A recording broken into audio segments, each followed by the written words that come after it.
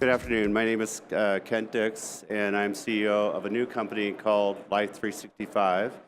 Life365 is my third company. The company before this was a company called MedApps, which was probably noted as the first IoT of healthcare back in 2006, before the kids branded it as IoT. We were able to put M2M cellular technology into a phone, and with Bluetooth, and we were able to pair scales, blood pressure, pulse oximetry, and we're probably one of the first ones to be able to be fairly disruptive in helping to monitor patients at home and outside the hospital organization and send the data back into the cloud to be monitored. When we were coming into this space, this is about 2006 timeframe, the solutions that were on the market today were solutions that were traditional remote patient monitoring solutions costing about $3,000, plugged into a phone line, had very expensive equipment, and took about 10 pounds worth of equipment to send it out the house. So very, very costly to do. We came in with the IoT device, the HealthPal that we developed. It's the one in the right-hand side. It's the right-hand top corner. And be able to came in at about a $300 price point back then. This is back in 2006. And be able to severely disrupt the market space to get to more patients. In designing this device, in everything I've learned over the last 10 years, I probably would have done something different. I probably wouldn't have made it look like a little toy cell phone. I probably would have made it embedded into something that was normal in the house for a senior, because we typically align with seniors and chronic care patients. I probably would have put it into a Westinghouse alarm clock. So it looks like it sits on the side, has M2M technology, has Bluetooth technology, and talk to things around it. They don't know where the data is going or coming from, but it just works right in the house, and that's what we need to basically do. So a lot of things have occurred over the last years, and a lot of things have not occurred over the last 10 years. Healthcare is a very big space to get into, but when we started 10 years ago, and it sounds so long ago, we didn't have smartphones, we didn't have tablets, we didn't have electronic health records or analytics systems, we didn't have reimbursement or FDA regulatory, we didn't have SaaS platforms, we didn't have band technology or watch technology, we just didn't have anything, in this industry except for plastics and electronics. But today we do. So when 10 years ago, when we partnered with companies like AT&T and Verizon and Google and Microsoft and Qualcomm and all the companies that are out there, they wanted to deliver millions of subscribers. But the healthcare industry, because it wasn't ready yet, was delivering hundreds of subscribers, right? So that's what the main thesis of the speech is about, is talking about going from efficacy, because every time over the last 10 years that we were working, everybody would go, great, we can deploy this with hundreds of thousands of people, great, my mom's sick and her neighbors are sick, and there's a vast marketplace for it, but nobody was willing to pay for it, and there was no reimbursement for it, so everything was about pilots and studies. I see this time changing right now. I see that we're kind of in the inflection point, where the last 10 years was more about efficacy, and the next 2 to 3 years, especially in the United States, is more about scalability. Today, we do have everything we talked about. We do have band technology and SaaS platforms and watch technology and a lot of efficiencies that healthcare can take advantage of with consumers to try to get them lightly connected and get the data where it needs to do, the right data at the right time for the right outcome at the right price to be able to do that. All that stuff is starting to, I think, line up, right, in the space that's out there. But we have had our challenges, right, to do it.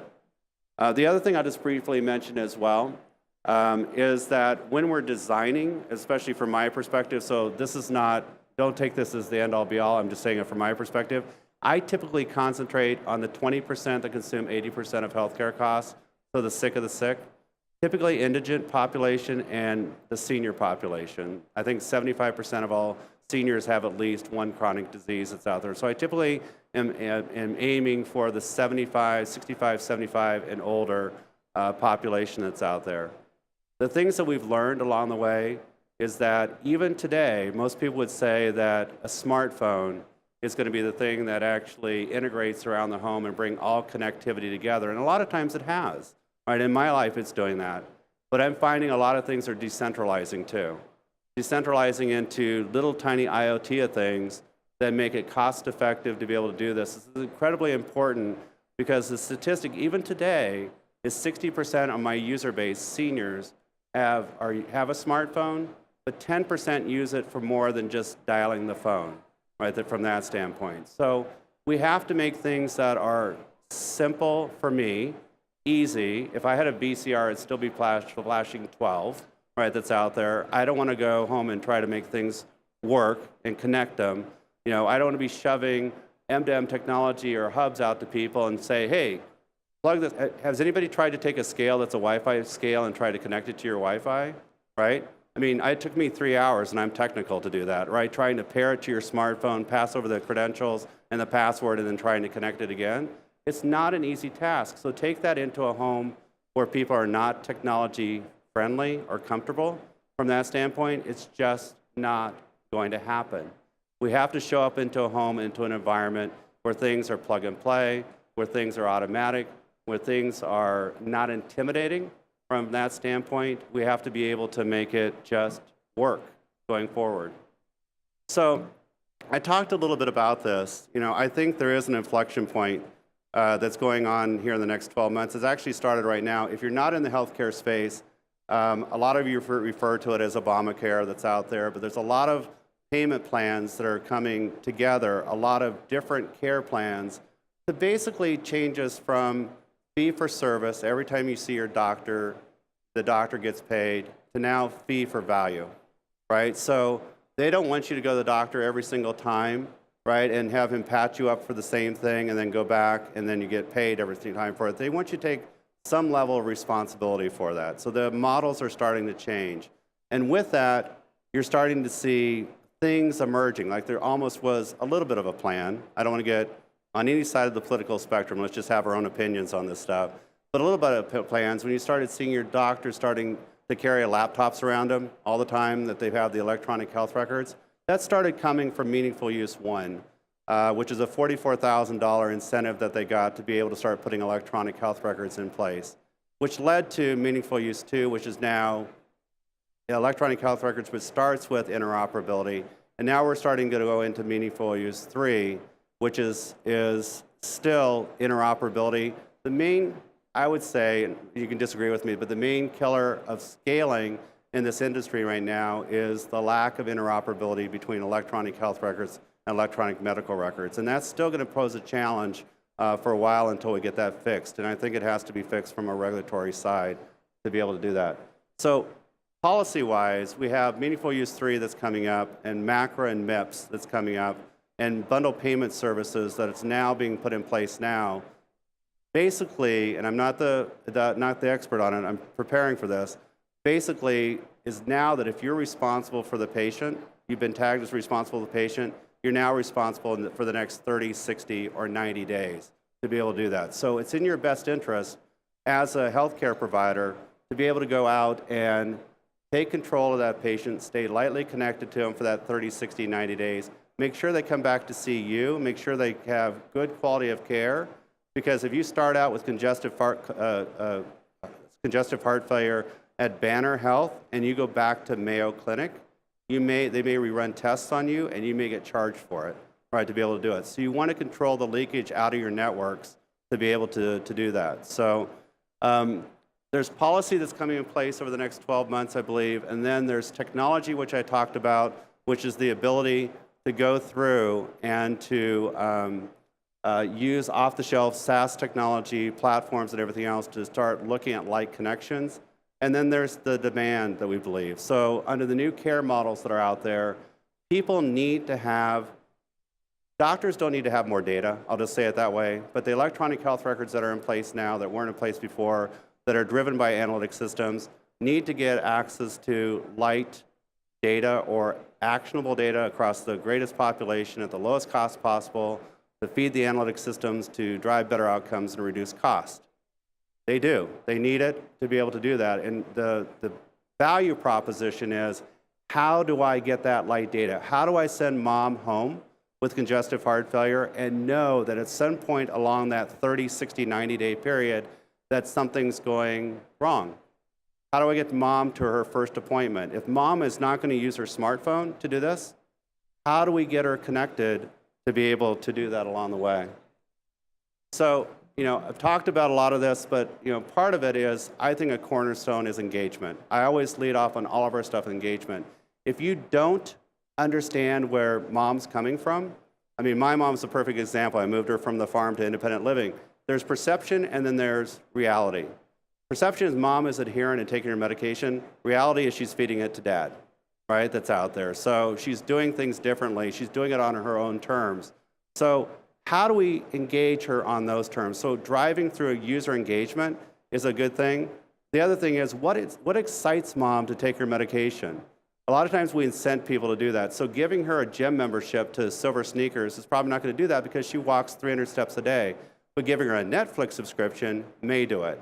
So is that counterintuitive? Maybe we should get her up and exercising and having her lose her weight and get the medication that she's using down. It's probably not going to happen. She walks 300 steps a day. She's physically immobile to be able to do that. So how do we engage her to stay within therapy to do that, to keep costs down? The other thing is lightly connected. And part of that is a combination of connecting between a light device at home to a family connection, to an engagement analytics system that feeds into the clinical backend system in a very light way to be able to do it. Light touch. Right now when we started, I talked about the $3,000 devices. I consider that telehealth 1.0. What we did with MedApps was mobile health 2.0. What we're doing with Life365 is digital health 3.0. And what 4.0 is disappearable. A lot of us are already starting to disappear around the body. We're not wearing the activity trackers and the smart watches because of style and other things that are out there. They're just starting to disappear into our background. And so we need things that are lightly around us to do that. Level 5 is probably the tricorder going forward. And then interoperability I've already kind of talked about as well, right, to do that. So we put a solution together. I'm just telling you where my brain's gone at, where MedApps could probably address the 5% of the population because they're shipping all this heavy equipment out. We had a 70% reduction in healthcare or readmittances. I think we can get to about 25 to 30% of a patient population if we use light technology that's already out there. I have guys that are coming to me that one guy said he bought a Fitbit for his dad and put his 90-year-old dad and put it on him, not to get his heart rate or his steps. He wanted to know, does he have a heart rate and is he moving, right, from that standpoint? So we have to be very practical about how we use stuff. Can we use light technology that's out there to be able to bring rapid diagnostic point of care, like take a disposable and touch it to the band and it goes to the cloud very inexpensively? Can we use it to get little tiny data points that are looking at trends and patterns to go, is he moving? Did he take his medication? It's binary, yes or no. Moving, took his medication, has a heart rate, and socially engaged with the daughter. Okay, maybe he's adherent. So I don't need to ship out scales and blood pressure and everything else to him because he seems to be doing okay through the engagement cycle.